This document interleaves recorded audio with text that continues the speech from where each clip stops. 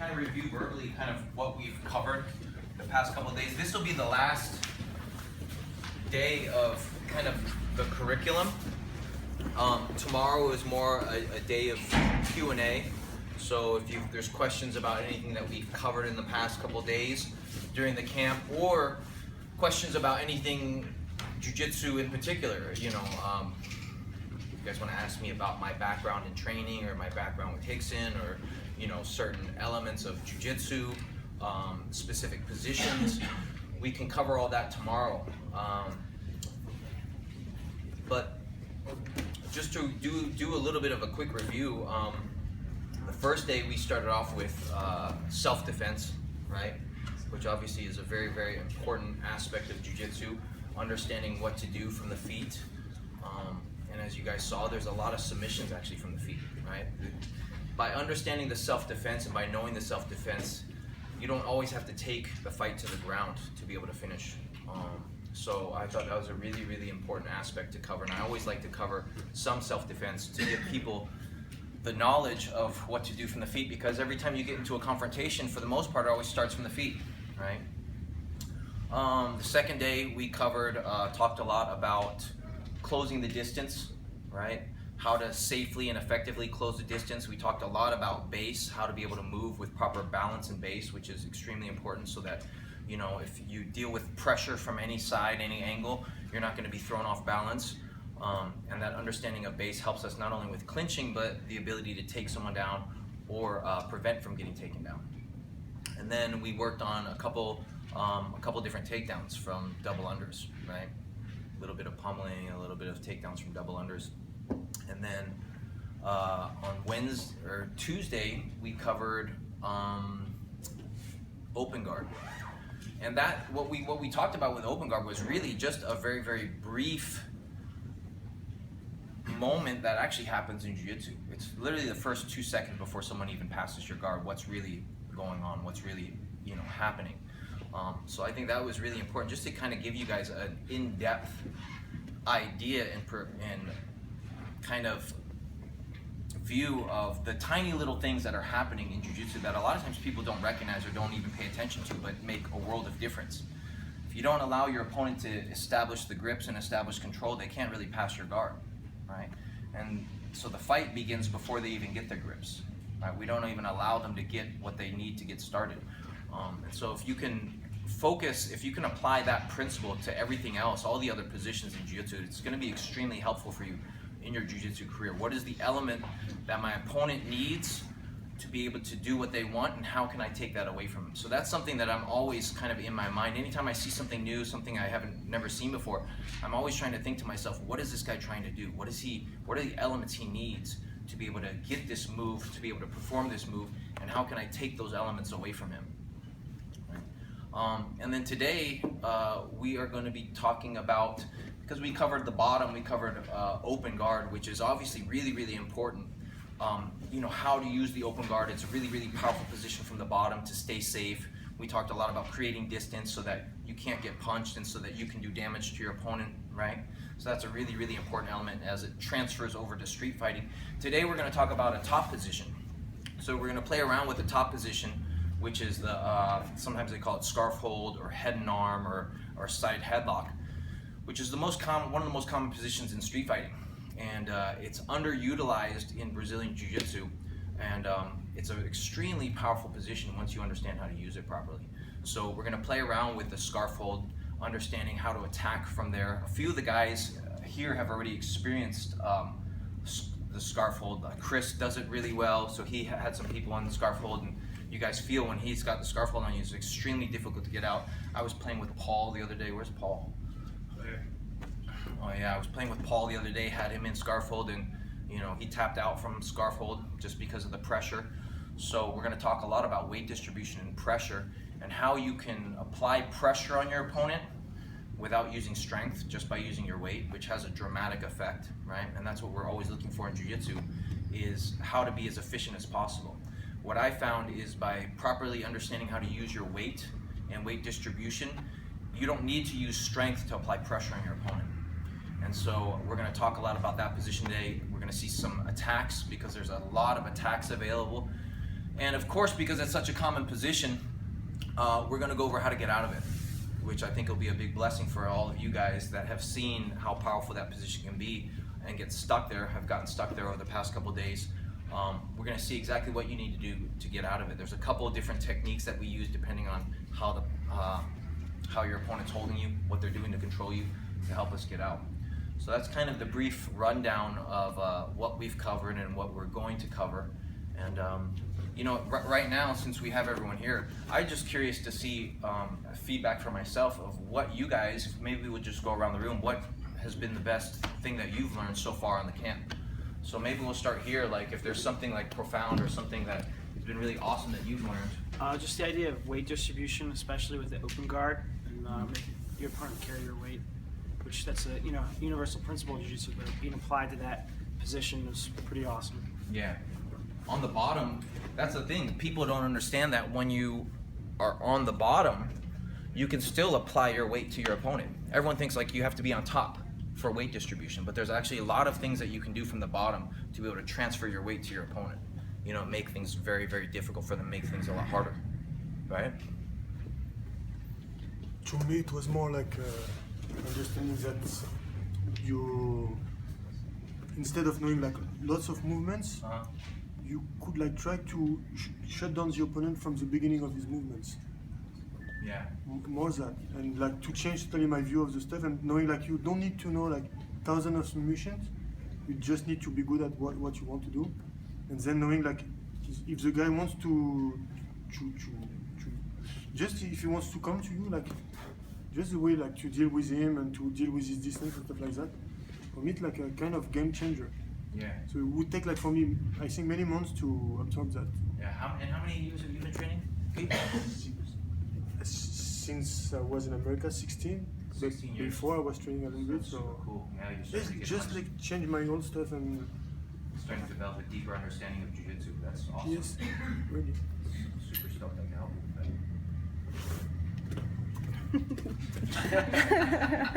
with I guess as a beginner, just the simplicity of it that I really like. I get what you're saying, and that I can actually use it with my practice too. Yeah.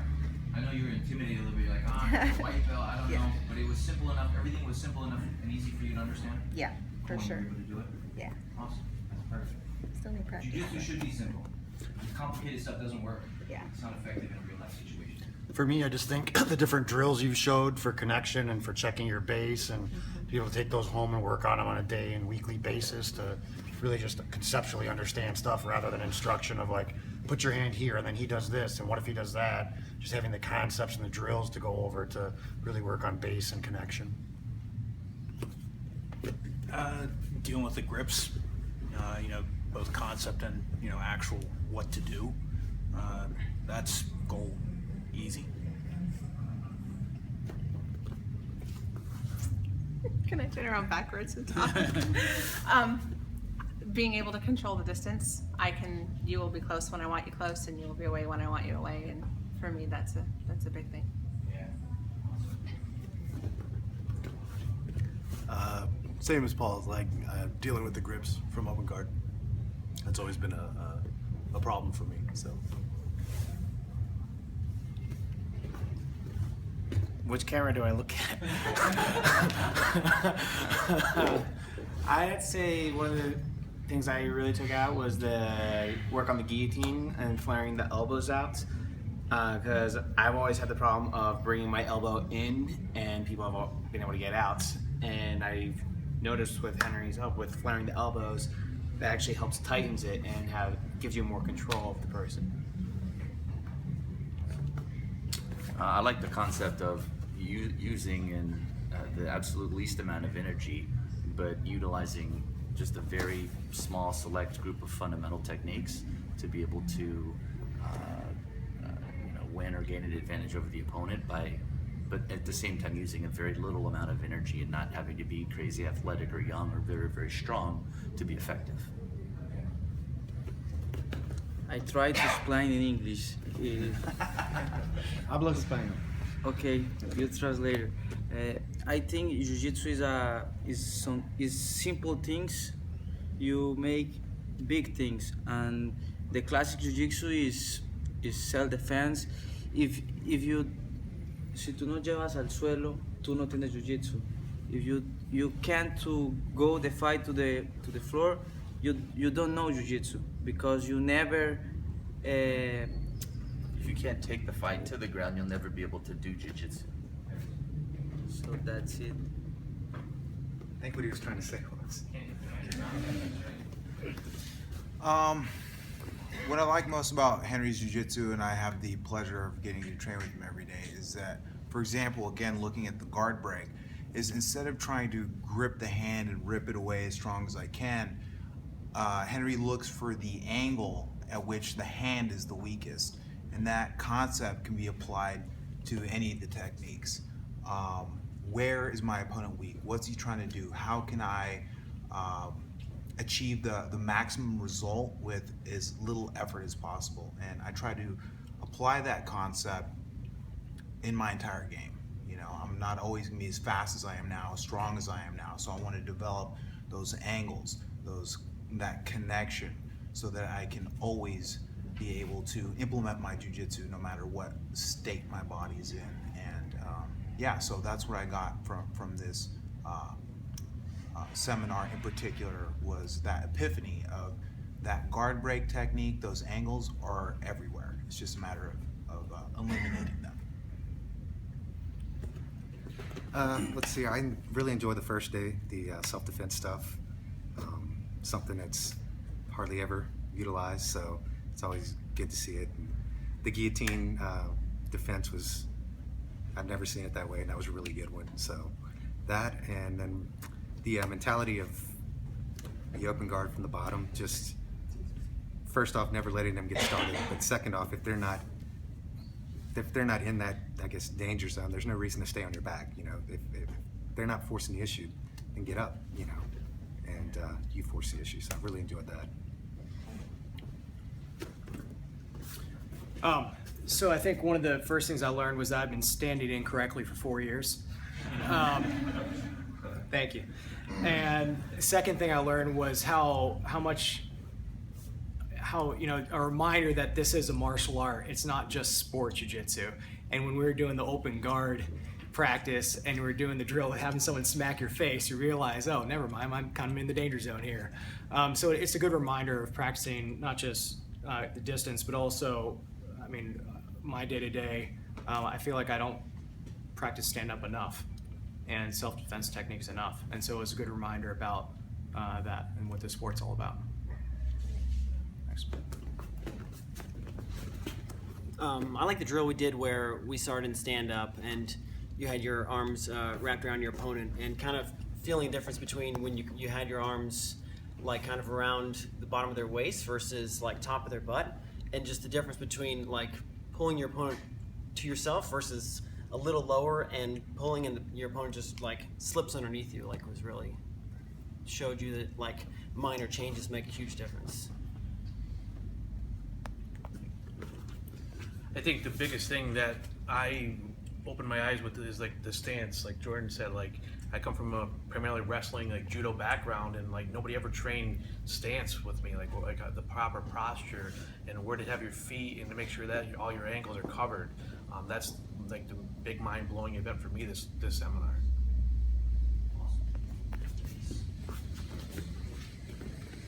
So I think for me, you know, a lot of people talk about using the energy your opponent is using against them, but the drill that we did with the leg drag or the Toriando to actually help you recover guard, I thought was particularly effective.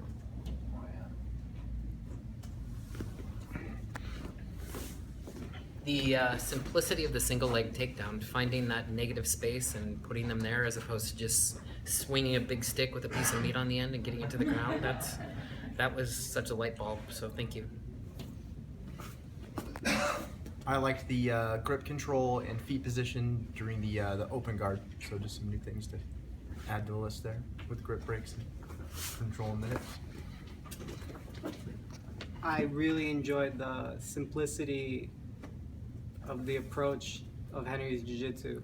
My whole life I try to simplify everything with just learning principles before I even dive anywhere near strategies and techniques. So Henry was able to explain how to utilize the principles as a foundation for my jiu-jitsu. So that was definitely a great light bulb. Thank you. Obviously, getting hurt the first day sucks ass, but I have to say that it's been awesome how Henry's broke everything down in a way that even me sitting back and doing what I can, I learned a lot. So the fact that you break down all the fundamentals and literally I can stand back and take it in my head and realize when I can get back at it what I can do differently. So thank you very much. I really dug the idea of the guillotine as a control position. Kind of before that idea, I would treat it like any other submission, go for it. If it was there, it was there. If it wasn't, it wasn't, and kind of move on. So I'm going to take that back and play around and just kind of getting more control positions in between the major positions is pretty cool. Again, to be kind of repetitive, but I just really appreciate Henry's dedication to efficiency. I think you teach a lot of the in-between moments that a lot of people don't understand. I know I need to not let someone get grips, but how do I go about doing that? And you've just got years of dedication to making it the most efficient way possible. And in those moments in between, the open guard breaking and stuff like that, it's basically like relearning concepts, but to another level, and to just the most efficient detail possible. And I appreciate you doing the groundwork for us for sure. It's amazing. Thanks. All right, so I really enjoyed the way he explains hip movement and angles to put your weight on top of an opponent, and I really enjoyed the passion he has to really helping anybody out. He's very patient with everybody, and even after we were rolling, the class has been over already an hour, and he's still out there showing us, helping us out and showing us technique.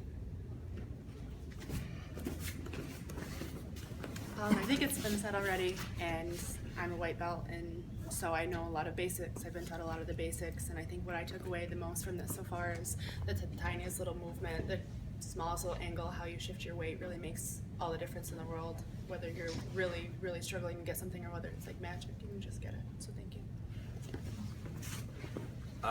So to hit on a point that most of the people hit on, the simplicity of it, just the basic, kind of body movements, and it's definitely helped make me more aware, not only of necessarily what I'm doing, but of what my opponent's doing, and help be, kind of more aware of where their weight is, and when I move, where their weight's gonna be, and how to, I think somebody was talking about the single leg with filling the empty space of how to utilize the space that they give you, and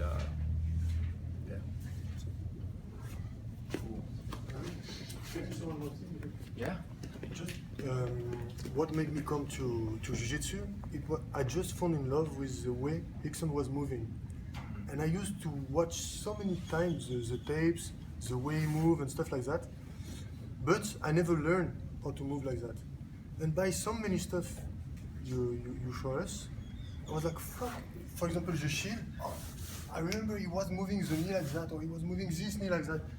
And then back in back in the hotel at night, I look at some old video and I was like, fuck, this is the way he moved. And I've been to many of his seminars. I've been to 2 times 1 week of his seminars, and I think he doesn't understand what separates us to his comprehension. So even if he show great stuff too, he doesn't go to the really bottom of the basics. He will tell you oh, you take off the leg, but he will never tell you oh, you need to find the weak spot and stuff like that, because he doesn't know that we're very far from his understanding. So that was the first stuff that kind of make me go crazy about this seminar. And the second one is when I go against a stronger guy, directly I'm like, okay, I need to be fast, to move out, but during the seminar, little by little, I talk to my friend and I say man, we don't need to go that fast. I feel now we can really take it to a different level where we can be more mellow, more slow, and control the guy just with technique and comprehension of the moves and stuff. So really honestly, the second or third day, I get a kind of a sentiment of kind of peace like, man, jiu-jitsu, it's not like moving like crazy or what I always used to do in tournament or against strong guy or a tough guy. Always go strong and fast. And I was like, fuck, man. No, I think I can enjoy my time on the mat more. And when I see you ring, like you roll like really light, mellow, and you get the job done.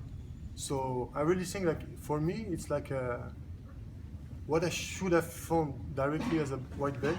I found it now, but I'm really glad to find it. So thanks for that. Thanks a lot. That's a big goal that, you know, for all of us. I think we're all so passionate about jiu-jitsu, and if we can, we want to be able to train for the rest of our life. You know, I mean, there's so many benefits to doing jiu-jitsu, physically, mentally, emotionally, just learning and developing the understanding of your emotions, how to deal with pressure, how to feel comfortable in uncomfortable situations. And as you get older, that's one of the things that will always, you know, fade, is the physical attributes, the speed, the strength, the endurance, you know. And so really focusing on the technique and getting a deep level of understanding of the technique is what really allows you to train until you're 90 years old, you know. And it doesn't have to be this fast, aggressive style of training. As you become more, you develop a more in-depth understanding of the technique, you can actually go much slower and still have extreme amount of control of the whole situation. So, you know, that's definitely one of the things I want to try to instill in you guys, you know, over this camp, is this the understanding. It's you don't have to be, and that we talked about that a lot, right, Jordan? About you know, not having to go so fast, not having to, especially when you're starting off learning, you know, you don't have to go so fast. You want to kind of feel what's going on, and once you develop that feel, it's a lot easier to apply it. And if you do need to go fast, there's times for that, but you know, obviously, you know, we want to be able to train this forever. So awesome. Well, I'm super blessed to be able to spend this week with you guys, and it's amazing, and just it's mind-blowing for me that, you know, people are willing to travel from all over the United States and all over the world to come spend a week here learning from me. So it was my dream to always be you know, an amazing teacher of jiu-jitsu and be able to pass this on. I feel like was blessed with such an amazing teacher, you know, and so to continue that lineage and keep passing on this information is kind of my mission in life. So thank you guys for all being here. Appreciate it.